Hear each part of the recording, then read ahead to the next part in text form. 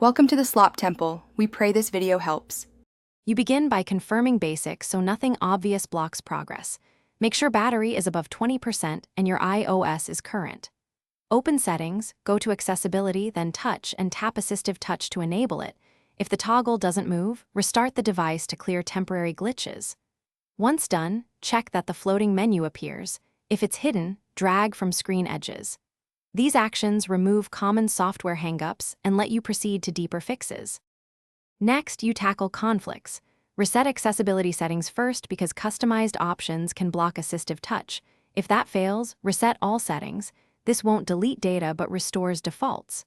Make sure touch accommodations and any custom Assistive Touch gestures aren't interfering. Simplify the Assistive Touch menu to core items. Also, disable Bluetooth and unplug headsets since some external devices suppress on-screen controls.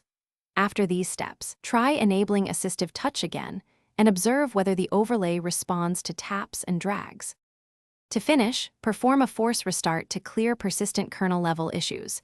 If Assistive Touch still fails, update or reinstall iOS using Finder or Recovery mode to rebuild system files. Make a backup first, then restore as a clean device only if needed, because a clean setup removes stubborn configuration corruption. If the problem remains after a clean restore, contact Apple support or visit a Genius Bar for diagnostics.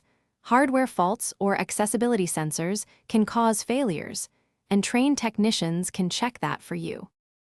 Thanks for watching. Consider subscribing if we helped you.